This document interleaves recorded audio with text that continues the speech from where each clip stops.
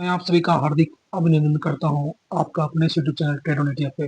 अगर चैनल पर नए हैं तो काइंडली बेल का आइकन प्रेस कर दें और ऑल का बटन दबा दें ताकि आने वाले समय में जो भी नए वीडियोस आए उसकी नोटिफिकेशन आपको स्वतः मिल जाए। आगे बढ़ने से पहले मैं आपको अपने फ्री टेलीग्राम चैनल के बारे में बताना चाहता हूँ, जिसका लिंक आपको वीडियो के डिस्क्रिप्शन बॉक्स में मिल जाएगा। वहाँ जाके आप इसको फ्री में ज्वाइन कर सकते हैं। दोस्तों, इस टेलीग्राम चैनल पर मैं जो भी नए पोजीशन लेता हूँ या फिर जो भी कुछ चल रहा होता है मार्केट में, उसकी क्लियर जानकारी मैं आपको दे दिया करता हूँ। जैसा कि मैंने कल जो भी एसआईपी किया, मैंने कल एसआईपी स्टार्ट किया एमओ निफ्टी 500 में, फिर निफ्टी बीज में मैंने एसआईपी किया। अगेन मैंने एमओएम 30 IETF पे एसआईपी किया। Again ICICI B22 MO value पे नया पोजीशन बनाया। ये सब मैंने क्लियरली इंडिकेट किया अपने चैनल पे। साथ ही साथ मिड कैप ETF पे मैंने एसआईपी किया। एमओ डिफेंस में मैंने एसआईपी किया। अगेन मैंने आज 10:33 में ये बता दिया कि निफ्टी 23,900 के ऊपर अगर सस्टेन कर जाती है तो ये 24,000 का लेवल इजीली अचीव कर लेगी। अगेन मैंने ये भी लिखा कि अगर प्रो आज कोई भी पोजीशन सेल नहीं करता है तो निफ्टी आराम से 24,000 क्रॉस कर जाएगी। और जैसा कि हमने इंडेक्स पोजीशन में देखा कि निफ्टी एक्चुअली इंडेक्स पोजीशन में प्रो ने आज कोई सेलिंग नहीं किया, उल्टा उसने आज कुछ बाइंग कर लिया। और FIS की भी आज अच्छी बाइंग आई है। FIS ने भी आज करीबन 6% की बाइंग की है, तो ये मार्केट को काफ़ी बूस्टअप किया है और निफ्टी में आज अच्छा रनअप दिखाया है। साथ ही साथ मैंने इस टेलीग्राम चैनल पे जो भी पोजीशन बनाता हूँ सब शेयर करता हूँ, तो इसको फ्री में ज्वाइन करना ना भूलें दोस्तों। तो आइए चलते हैं अपने टॉपिक की तरफ, निफ्टी 50 का एनालिसिस की तरफ। और ये मैंने निफ्टी 50 का चार्ट खोल रखा है दोस्तों। आप क्लियरली देख सकते हैं कि मैंने यहाँ पे 300, 100 और 200 ये 3 मूविंग एवरेज को मैंने यूज किया। ये ब्लू वाला आपका 300 मूविंग एवरेज है, रेड वाला आपका 200 मूविंग एवरेज है और येलो वाला 100 मूविंग एवरेज है दोस्तों। इसकी सहायता से हम थोड़ा सा निफ्टी का एनालिसिस करेंगे। जैसा कि आप देख सकते हैं कि निफ्टी आज के डेट में जहाँ पे स्टैंड कर रही है वो है 24,167। यहाँ पे निफ्टी की क्लोजिंग आई है दोस्तों। एक बार निफ्टी की हम लोग फाइनल क्लोजिंग देख लेते हैं। 24,188 का इसका फाइनल क्लोजिंग आया है। और जो हमारा जो चार्ट पे जो दिख रहा है वो 24,167 का दिख रहा है। तो निफ्टी अभी जहाँ पे रुकी हुई दोस्तों, ये एक क्लियर दिखा रहा है कि यहाँ पे एक रेजिस्टेंस है। अगर कल के डेट में निफ्टी इसके ऊपर सस्टेन करती है दोस्तों, तो दोस्तों हम निफ्टी के चार्ट पे हैं और आप देख सकते हैं कि निफ्टी जहाँ पे अभी रुका हुआ है 24,167 चार्ट पे दिख रहा है, क्लियरली आप देख पा रहे हैं। तो यहाँ पे एक रेजिस्टेंस है। अगर कल निफ्टी इस रेजिस्टेंस को ब्रेक करती है और इसके ऊपर सस्टेन करती है तो अगेन हमें नेक्स्ट लेवल जो दिखने को मिलेगा वो 24,452 है। मतलब 24,450 का लेवल हमें देखने को मिल सकता है।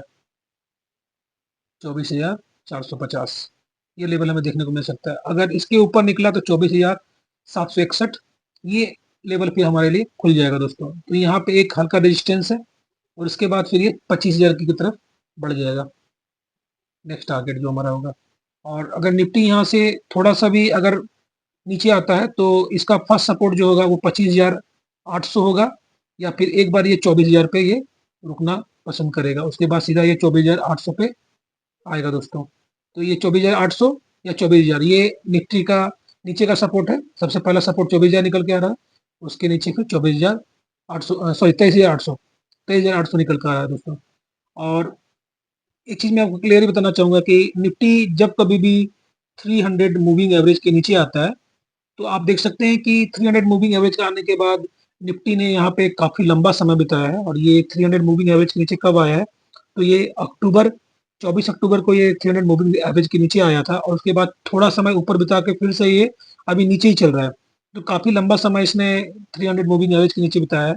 और एक चीज आप क्लियरली समझ लें दोस्तों कि जब हम शेयर मार्केट में काम कर रहे होते हैं तो कुछ समय हमारा आता है जिसमें हमें पेशेंटली वेट करना पड़ता है, और वहाँ हमारा सीधा यही फॉर्मूला है कि पेशेंटली आप जब वेट करेंगे ना तब रिजल्ट मिलता है। शेयर मार्केट शेयर मार्केट दोस्तों हलवा नहीं है कि यहाँ पे घड़ी घड़ी आपको प्रॉफिट बन जाएगा। एक चीज मैं आपको क्लियरली दिखाना चाहता हूँ, थोड़ा चार्ट में बैक आते हैं।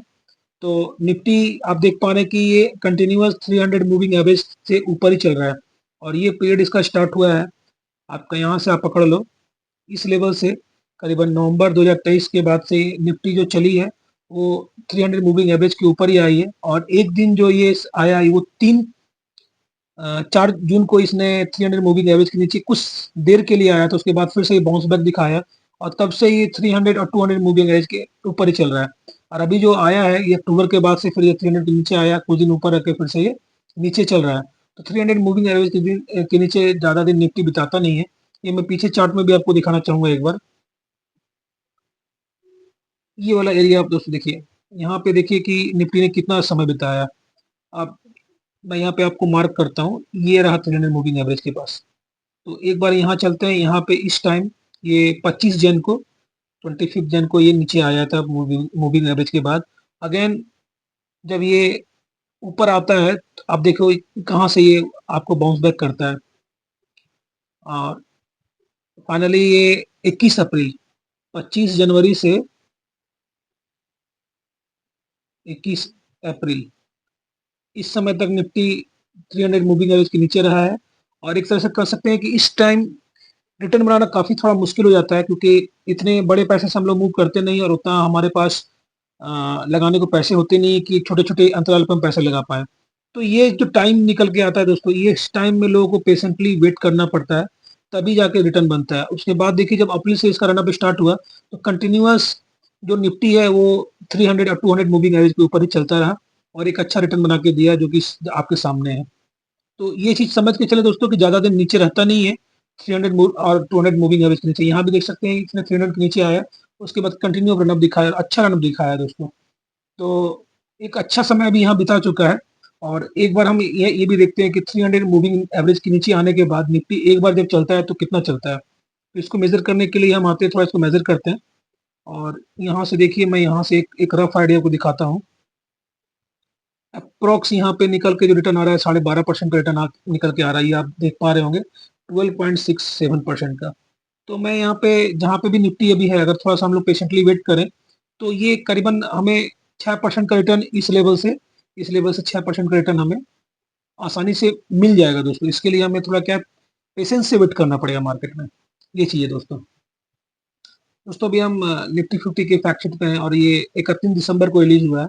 और निफ्टी 50 जैसा कि आप जानते हैं कि ये 3 नवंबर 1995 को ये लॉन्च, सॉरी 22 अप्रैल 1996 को ये लॉन्च हुआ था।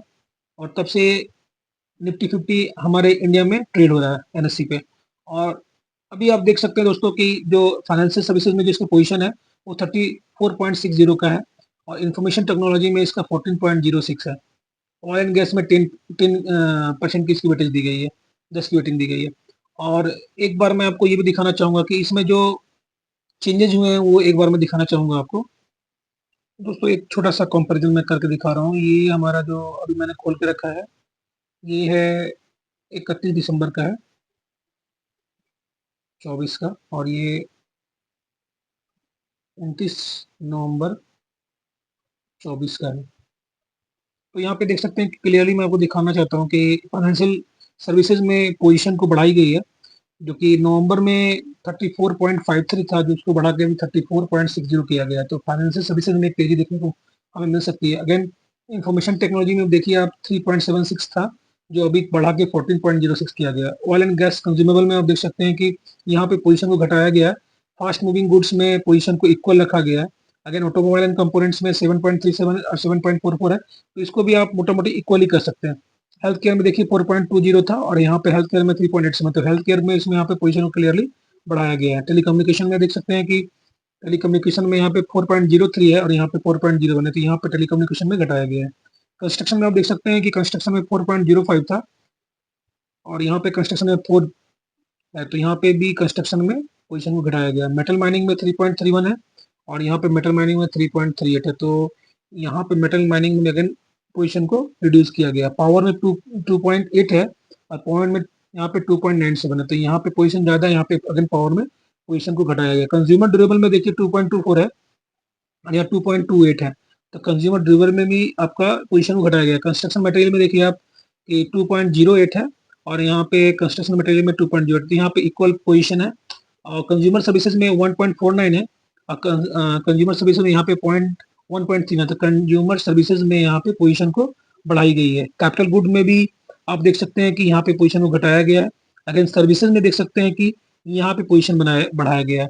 तो इस कारण से सर्विसेज में जोमेटो का जो परसेंटेज है वो नेक्स्ट निफ्टी में बढ़ाया गया है, उस कारण से निफ्टी नेक्स्ट निफ्टी में यहाँ पे तेजी देखने को मिल सकती है। अगेन आते हैं टॉप 10 स्टॉक्स में किसमें पोजीशन को बढ़ाया गया है, उसमें से आप क्लियरली देख सकते हैं कि जो हमारा एचडीएफसी बैंक है उसमें पोजीशन को बढ़ाया गया है, तो एचडीएफसी बैंक इस बार के लिए पॉजिटिव है। अगेन आईसीआईसीआई बैंक में भी पोजीशन को बढ़ाया गया है। रिलायंस की बात करें तो रिलायंस में यहाँ पे 8.09 था और यहाँ पे रिलायंस में पोजीशन को घटाया गया है। इन्फोसिस 6.38 है, जबकि यहाँ पे इन्फोसिस 6.17, इन्फोसिस में भी पोजीशन को बढ़ाया गया है। आरटीसी लिमिटेड में देखिए 4.10 है और यहाँ पे आरटीसी में भी पोजीशन को बढ़ाया गया है। भारतीय एयरटेल में 4.01 है, क्योंकि भारतीय एयरटेल में पिछली बार 4.03 था। भारतीय एयरटेल में क्या किया गया, पोजीशन को घटा दिया गया।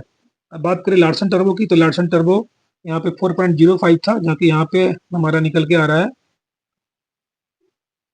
जस्ट मिनट, ये स्क्रीनशॉट लिया हुआ दोस्तों तो ये दिखेगा नहीं, तो लार्सन टर्बो आप अप्रोक्स 4 का ही मान के हम लोग चलते हैं कि 4 का ये। टाटा कंसल्टेंसी में आप देख सकते हैं कि 3.94 है और यहाँ पे 4.0 टाटा कंसल्टेंसी में भी पोजीशन को घटाया गया है, एसबीआई में भी घटाया गया है, 2.1 का घटाया गया है इसमें। और एक्सिस बैंक में आप देख सकते हैं कि 2.99 था, यहाँ पे भी एक्सिस बैंक में घटाया गया है। तो एचडीएफसी में क्लियरली पोजीशन को बढ़ाया गया है, आईसीआईसीआई में बढ़ाया गया है, इन्फोसिस में बढ़ाया गया है, आरटीसी में बढ़ाया गया है और रिलायंस में कम किया गया दोस्तों। तो ये निफ्टी 50 के माध्यम से आप समझ सकते हैं कि इसमें 50 स्टॉक्स आते हैं और 50 स्टॉक्स आने के कारण निफ्टी 50 काफी मजबूत इंडेक्स है। और रही बात इसमें सेक्टर्स की, तो सेक्टर्स में 1 2 3 4 5 6 7 8 9 10 11 12 13 14 15, इसमें 15 सेक्टर्स आते हैं दोस्तों। इस कारण से ये काफी मजबूत है और इसमें हमारा पोजीशन होना ही होना चाहिए। तो एक बार चार्ट के माध्यम से मैंने आपको बताने की कोशिश की कि जो कल का जो लेवल हो सकता है वो हमारे लिए 24,452, ये पहला सपोर्ट जो हमें ये पहला रजिस्टेंस देखने को मिलेगा। अगर इसके ऊपर निकला तो फिर ये नेक्स्ट टारगेट के लिए हमारा खुल जाएगा, ठीक है। तो ये मैंने आपको क्लियरली बताया। अभी यहाँ निफ्टी रुकी हुई है, इसके ऊपर अगर खुलता है या इसके ऊपर सेशन कर जाता है तो ये लेवल इजीली देखने को मिलेगा कल के लिए मेरे दोस्तों, या फिर इस बीच में भी हो सकता है निफ्टी समय बिताए, तो उसके लिए हमें तैयार रहना है। तो अपने पोजीशन को टाइटली होल्ड करें और पेशेंस के साथ वेट करें, ये आपको रिटर्न देके जाएगा दोस्तों। वीडियो पसंद आएगा तो वीडियो को लाइक करें दोस्तों, शेयर करें और चैनल को सब्सक्राइब करना ना भूलें दोस्तों। थैंक यू दोस्तों, जय हिंद, जय भारत।